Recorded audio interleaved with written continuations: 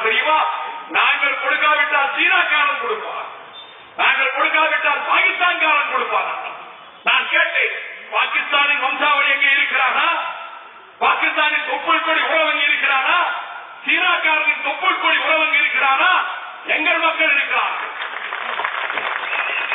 பாகிஸ்தானும் சீனாவும் கழுத்தை அறுப்பான், அவன் அறுப்பதற்கு பதிலாக நாங்கள் கழுத்தை அறுக்க போகிறோம் என்கிறீர்களா?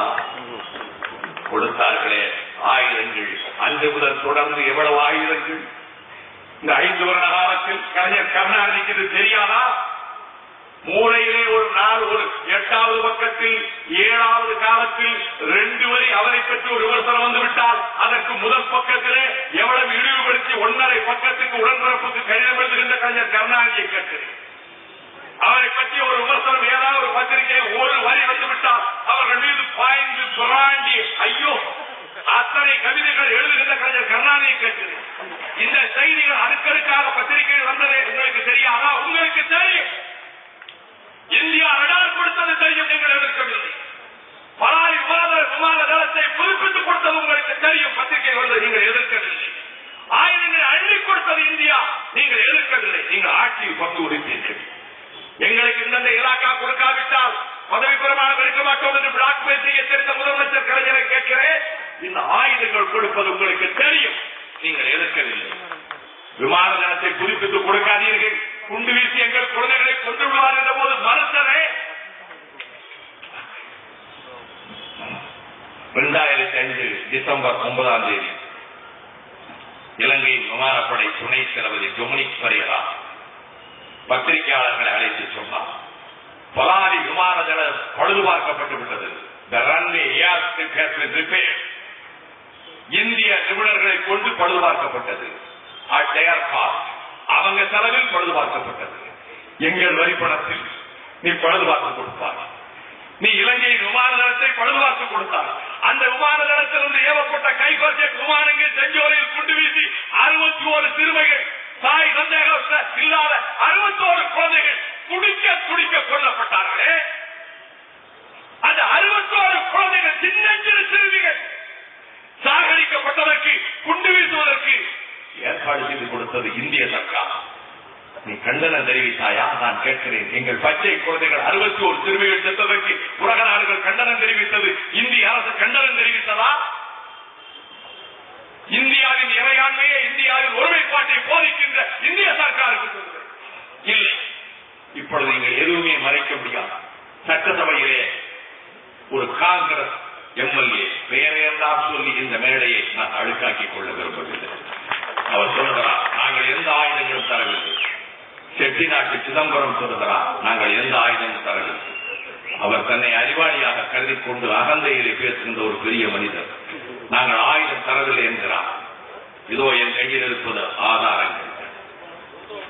இது இந்த பத்திரிகை புலிகளின் குரல் அல்ல, இந்த பத்திரிகை புதினம் அல்ல, இந்த பத்திரிகை தமிழ் நெட் அல்ல, இந்த பத்திரிகை ஜனசக்தி அல்ல, இந்த பத்திரிகை தமிழோசை அல்ல, இந்த பத்திரிகை பெங்கொலி அல்ல. இது ராஜபக்சேயுடைய ஊதுகுழலாக இருக்கின்ற இந்து பத்திரிகை. இந்த இந்து பத்திரிகை ஆகஸ்ட் 2007ஆம் வருடம் 6ஆம் தேதி இந்தியாதான் ரடார்களை கொடுக்கிறது என்ற உண்மையை வெளிச்சம் போட்டு காட்டியிருப்பது இந்து பத்திரிகை. அதில் அவர் சொல்லுகிறார், இந்து பத்திரிகையில் இலங்கைக்கு ரடார்கள் 2005 கொடுக்கப்பட்டு விட்டது. 2 ரடார்கள், 2 இண்டிஜினியஸ் ரடார் இலங்கைக்கு கொடுக்கப்பட்டு விட்டது. இந்த வருடம் ஜனவரி மாதம் மேலும் ஒரு மிலிட்டரி ரடார், ஜூன் மாதம் மேலும் ஒரு radar on behalf of the Indian Air Force, இந்திய விமானப்படை ரடார்கள், இதுவரை 4 ரடார்கள் இலங்கைக்கு கொடுக்கப்பட்டு விட்டது என்று சொல்லுகிறார். இந்த பத்திரிகை சொல்லுகிறது, both the radars were sent from the Hindan military base on the outskirts of Delhi. புறநகர் டெல்லியில் இருக்கக்கூடிய ஹிண்டன் ராணுவ தளத்திலே இருந்து அனுப்பப்பட்டு விட்டது. ஹிண்டன் ராணுவ தளமா, தமிழர்களை கொல்லுவதற்கான குண்டன் ராணுவ தளமா அங்கிருந்து அனுப்பப்பட்டிருக்கிறது. அதற்கு பிறகு நீங்கள் இதை கவனிக்க வேண்டும்.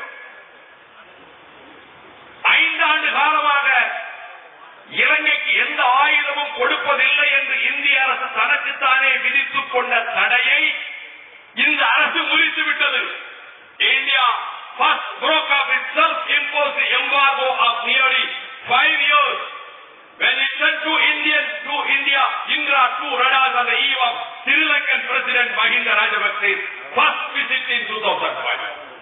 2005 ராஜபக்சே ஜனாதிபதியாகிவிட்டார். 2004 பிரதமராக வந்தார்.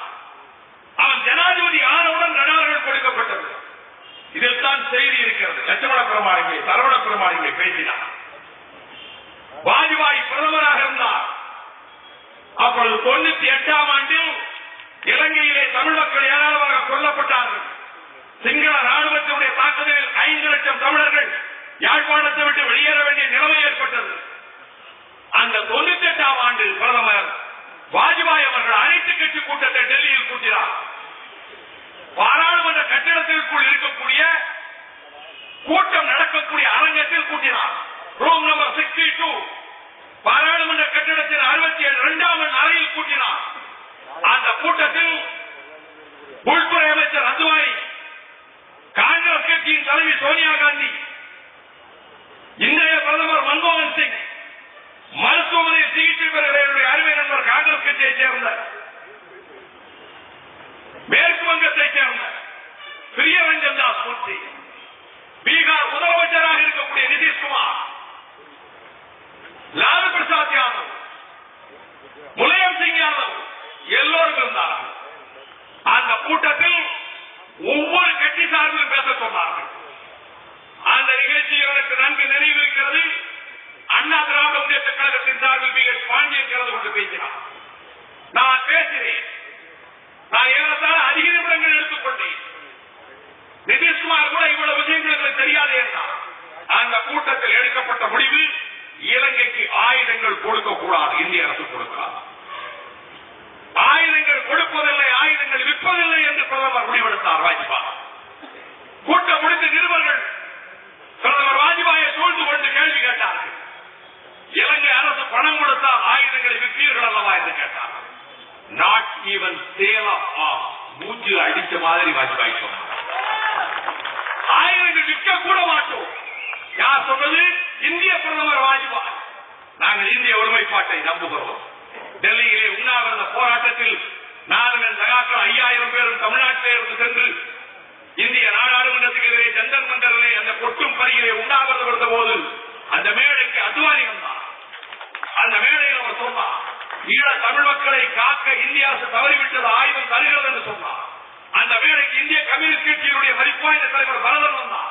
பாரம்பரிய கட்சி தலைவர் விஸ்வாஸ் வந்தார். பல கட்சிகளைச் சேர்ந்த தலைவர்கள் வந்தார்கள். இந்தியா துரோகம் செய்கிறது என்று சொன்னார்கள்.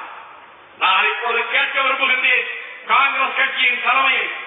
இதோ இந்து பத்திரிகை உண்மையை சொல்லிவிட்டது. 5 ஆண்டுகளாக இந்தியா தனக்குத்தானே விதித்திருந்த கட்டுப்பாட்டை, தடையை இந்திய அரசு உடைத்து விட்டது. என்னுடைய குற்றச்சாட்டுக்கு ஆதாரம் இந்து பத்திரிகை, அடுத்த ஆதாரம் டைம்ஸ் ஆஃப் இந்தியா பத்திரிகை. இந்த பத்திரிகையில் அதே செய்தி. இது அக்டோபர் 15ஆம் தேதி டைம்ஸ் ஆஃப் இந்தியா பத்திரிகை 2000. ஆயுதங்கள் கொடுத்தீர்கள். அதோடு நிற்கவில்லை. அண்ணன் நெடுமாறன் சொன்னதை போல ஒரு நள்ளிரவு நேரத்தில் விடுதலை புலிகளின் விமானங்கள் வன்னி காட்டிலிருந்து தீரி பாய்ந்து வந்து ஏசர் கேம்பிலே குண்டுவீச்சு நடத்தி சிங்கள ராணுவ முகாமை தகர்த்தபோது இந்திய நாடு கொடுத்திருந்த ரடார்கள் பயணித்து போய்விட்டன.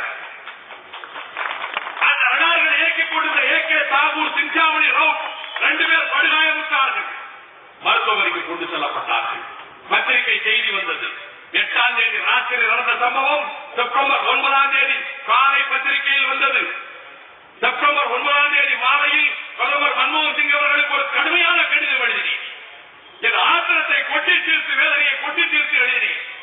அந்த கடிதத்துக்கு அக்டோபர் 2ஆம் தேதி மன்மோகன் சிங் எனக்கு பதில் எழுதினார். என்னிடம் இருக்கிறது கடிதம். அந்த கடிதத்தில் எழுத்து அடிப்பில் மன்மோகன் சிங் சொன்னார், I am deeply pained at the tenor of your letter. உங்கள் கடித வாசகங்கள் என்னை புண்படுத்தி விட்டன என்று சொல்லிவிட்டு கடைசியாக India has provided military assistance to Sri Lanka